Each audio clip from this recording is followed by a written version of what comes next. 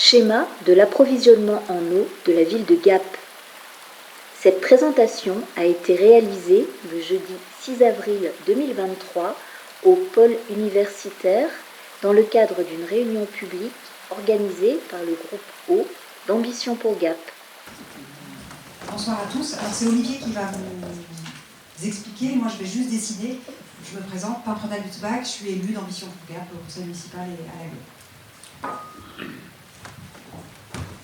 Donc on va essayer de vous montrer quel est le cheminement de l'eau jusqu'au robinet à Gap. On est dans le Champsor et au niveau du Drac, entre Orsières en fait et puis Pont du Fossé, on a une prise d'eau de surface. Elle est juste en aval d'une station d'épuration. Cette station d'épuration est celle d'Orsières. Est-ce que c'est vraiment une bonne chose d'avoir mis une prise d'eau de surface juste après la station d'épuration? Ce drac remplit une nappe qui s'appelle la nappe des Ricous et la nappe des Choulières, qui sont des nappes alluviales dans le bassin du Drac. La nappe des Choulières est bien plus grande que la nappe des Ricous, même si elles sont interconnectées. Donc on suit notre petite goutte d'eau là qui vient du Drac, qui a été captée en surface et qui traverse donc maintenant le tunnel du col de Manse. Sur environ 3-4 km, l'eau circule dans ce canal et arrive côté bassin Gapençay.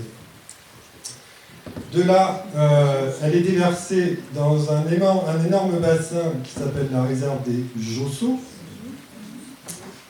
Et des Josseaux par l'irrigation agricole côté canal de Gap, qu'on connaît tous, et côté Romette aussi. Donc, à côté de ça, on va dessiner maintenant les sources de Bayard et de Charence, qui sont aussi des ressources en eau potable pour la ville de Gap.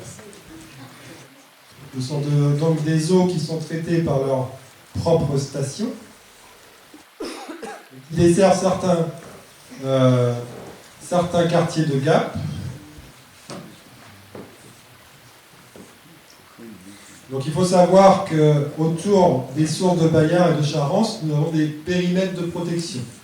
Ce qui n'est pas le cas autour de la prise d'eau des Ricous. Les sources et la prise de surface dans le Drac, et donc elles sont interconnectées au niveau de l'usine de la descente. Donc cette usine se trouve dans les virages du col Bayard. Donc quand il y a un trop plein d'eau au niveau de l'usine de traitement des sources de Charence, ce trop plein est versé dans l'usine de traitement de la descente et est retraité une deuxième fois. On notera que cette eau qui descend des Josseaux, entre l'usine et les Josseaux, elle traverse ce qu'on appelle le viaduc du Buzon, qui est en réfection aujourd'hui. Usine de potabilisation générale, ensuite le réseau d'eau potable pour Gap débute. Alors à ce schéma, il va falloir rajouter quelques petites choses. La première, c'est que du lac des Josseaux est dévié à un certain débit pour aller jusqu'à l'usine hydroélectrique de Pont-Sarrazin. Donc il y a une petite canalisation qui descend le long et puis il y a une petite usine hydroélectrique à Pont-Sarrazin qui produit l'électricité. Ensuite, cette eau est rejetée dans la nuit. Donc quand il y a beaucoup d'eau dans la nuit, ça veut dire que l'usine fonctionne. On peut rajouter aussi une nappe phréatique sur Gap.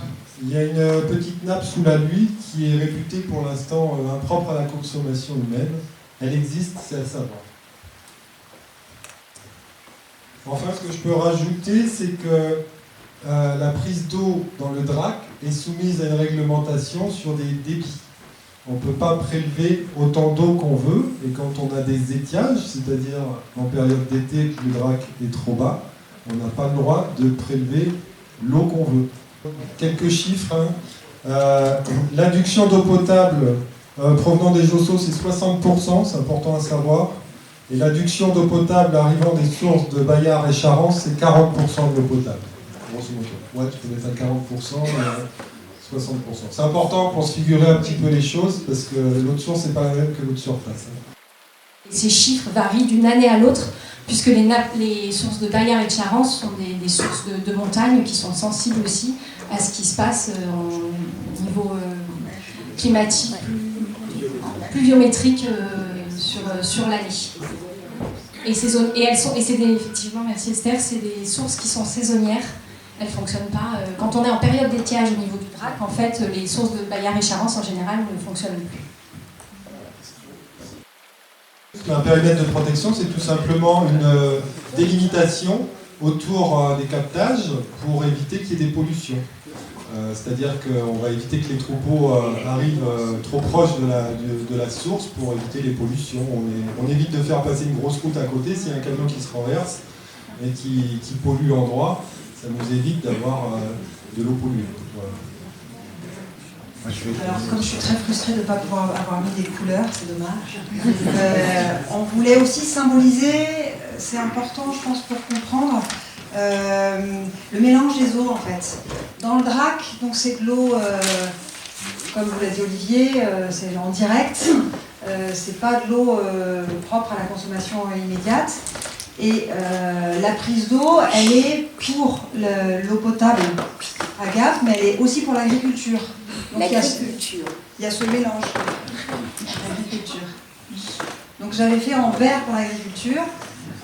Les eaux des sources, c'est que pour boire, mais ce mélange des genres entre l'eau agricole et l'eau potable, il est assez important à comprendre, notamment pour les scénarios qui se discutent actuellement. Et donc après, c'est de l'eau aussi qui est mélangée, en fait, qui arrive à l'usine de la descente, d'où l'importance centrale pour les Gapencais, l'usine de la descente, puisque ça va permettre de passer de l'eau brute à l'eau potable.